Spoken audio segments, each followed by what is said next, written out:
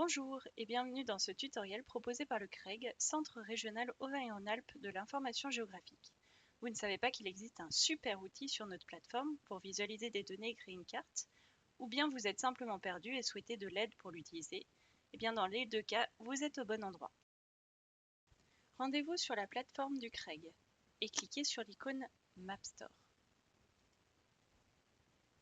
Vous arrivez sur l'interface de MapStore. Avant toute chose, si vous êtes un utilisateur du CREG, pensez à vous connecter en haut à droite avec votre identifiant et votre mot de passe. Cela vous permettra d'avoir accès à certaines fonctionnalités supplémentaires selon l'offre à laquelle est abonnée votre structure. Ainsi, vous pourrez accéder par exemple aux données foncières dans l'outil Cadastrap, à l'outil de vue ou encore enregistrer dans MapStore vos propres cartes. Une fois connecté, vous pouvez voir votre nom et prénom apparaître ici. En bas à gauche, un bouton vous permet de sélectionner le fond de plan ou fond de carte, de changer du plan IGN à la photo aérienne en passant par un fond OpenStreetMap ou bien en ajoutant un nouveau fond supplémentaire. En haut à droite, une barre de recherche vous permet de chercher le nom d'une commune ou bien le nom d'un EPCI. Un menu déroulant apparaît et vous permet de cliquer sur le nom souhaité. L'interface zoom alors sur, là en l'occurrence, la commune souhaitée. Si vous souhaitez enlever ce liseré bleu qui peut vous gêner, il vous suffit de cliquer sur la croix en haut à droite pour le faire disparaître. Sur la droite de l'écran, vous pouvez voir qu'il y a de nombreuses icônes. Pas de panique, on va voir en tout cas pour la plupart d'entre eux leurs fonctionnalités. Certains icônes ne sont pas accessibles en version déconnectée. C'est le cas par exemple de l'icône enregistrée sous, qu'on ne détaillera pas dans ce tutoriel, certaines fonctionnalités de la sous-application Cadastrap et l'outil de vue ici, que l'on ne détaillera pas non plus. Vous pouvez voir dans un premier temps les icônes sur fond bleu qui s'affichent ici, qui correspondent à des outils de navigation cartographique. C'est via ces icônes que vous pouvez par exemple zoomer et dézoomer, ce qu'il est aussi possible de faire avec la molette de votre souris, d'aller en arrière, de passer en plein écran ou encore de passer en mode 3D. Vous pouvez également cliquer gauche sur la carte en maintenant le clic gauche de votre souris et vous déplacer visuellement et géographiquement. Regardons à présent les icônes sur fond blanc sur la droite. Le premier est l'icône d'impression. Vous pouvez y choisir un titre pour votre mise en page, une description, ce n'est pas obligatoire, le format d'export et d'impression. Ici, vous avez moyen de modifier la taille du papier si c'est en A2, A4, etc. Inclure une légende, mettre en paysage portrait. Vous pouvez également choisir la résolution et enfin l'échelle de votre carte ici. Si vous souhaitez vous déplacer, vous vous rendez compte que vous n'êtes pas au bon endroit, vous pouvez cliquer derrière gauche avec votre souris, maintenir le clic et vous déplacer, cela déplacera la localisation de votre mise en page ici. Il vous suffit ensuite de cliquer sur le bouton imprimer et ensuite cliquez sur ce bouton pour exporter votre mise en page. Le bouton suivant concerne l'import de fichiers de cartes ou de données vectorielles. En effet, vous pouvez importer des données dans votre carte, donc dans l'interface MapStore, en respectant les formats lisibles par l'outil. Shapefile, mais contenu dans un zip, KML, KMZ, GeoJSON, donc tout ça, cela parlera aux géomaticiens ou sigistes, ou encore des points ou une trace issue d'un GPS. Je ne parlerai pas ici des contextes, mais en revanche, vous pouvez également importer une carte que vous avez préalablement enregistrée. Pour enregistrer une carte, cela se passe via l'icône juste en dessous, exporter la carte actuelle. Vous pouvez exporter votre carte, donc ce que vous voyez dans l'interface avec les données que vous avez chargées dans cette interface, pour la réutiliser plus tard, comme on l'a vu avec la fonction d'import, ou pour la communiquer à quelqu'un qui sait se servir de la fonction d'import. Pour cela, vous avez deux formats disponibles. Je vous recommande le format MapStore qui exporte un fichier JSON directement en cliquant sur le bouton exporter. C'est bien beau tout ça, mais pour le moment je n'ai qu'un fond de plan. Où est-ce que je peux ajouter des données? Ça se passe ici, dans le quatrième icône, ajouter des données à la carte. Ici, j'ai accès sur ce panneau au géocatalogue du CREG, au géoserveur et à un ensemble de flux de données.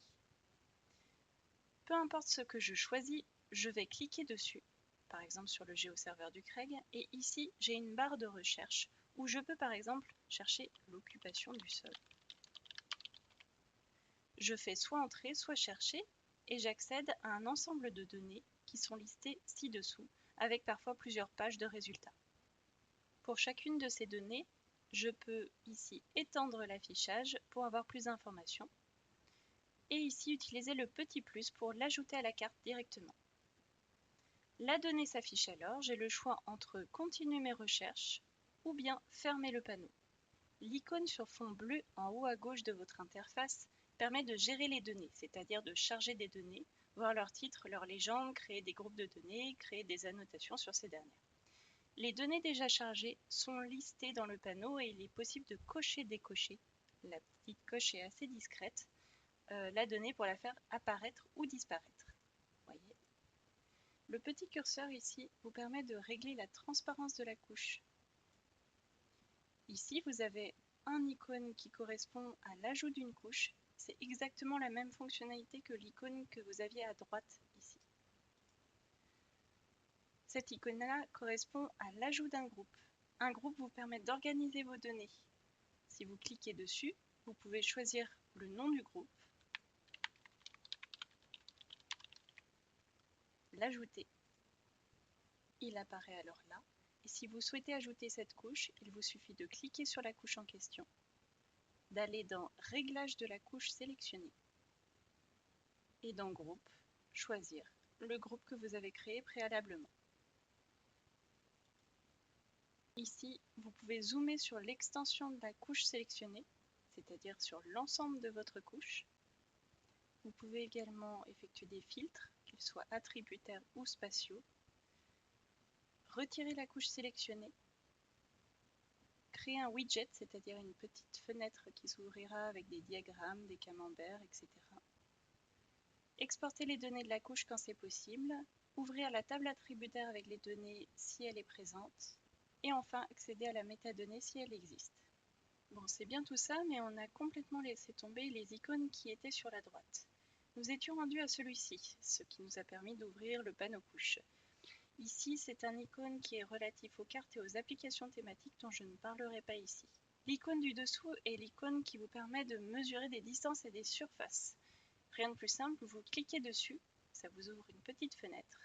Et ici, vous avez le choix entre mesurer une distance, une surface, une direction, jeter votre mesure, on va le voir juste après, l'exporter, l'ajouter comme une couche et ajouter une annotation. Et regardez ici, vous pouvez même changer l'unité. Une fois cette fenêtre ouverte, vous zoomez à l'endroit souhaité et puis vous effectuez votre mesure. Ici, je vais faire une surface, je fais donc un clic gauche sur l'icône de surface. Je fais clic gauche, clic gauche, clic gauche, clic gauche, clic gauche, clic droit pour terminer. Et cela va m'afficher d'une part la surface totale et le périmètre, les deux en jaune. Je peux également supprimer ma mesure ou bien l'exporter, soit en fichier externe, soit en couche, et dans ce cas, ça s'affichera ici dans ma liste de couches. Regardons à présent les autres icônes que vous avez à votre disposition. Ici, vous pouvez partager votre carte avec un lien direct, un QR code et possibilité d'incruster votre carte sur un site internet. Il est également possible de consulter le cadastre via l'outil Cadastrap ici, d'éditer des relevés de propriété, des bordereaux parcellaires, de consulter les parcelles, etc. Quelques outils d'aide, avec notamment la documentation officielle de Mapstore en anglais. Et ici, vous avez ce qu'on appelle un profil en long. Le profil en long vous permet de dessiner une ligne. Je vais désactiver ici mon mode d'occupation des sols. En cliquant gauche, et de nouveau cliquez gauche. Vous avez alors un profil altitudinal qui s'affiche, avec possibilité d'exporter en différents formats votre profil. Et voilà, nous avons fait ensemble le tour des fonctionnalités de base de Mapstore. Ce petit tutoriel de prise en main est à présent terminé. N'hésitez pas à nous contacter si vous souhaitez avoir de l'aide sur certaines fonctionnalités.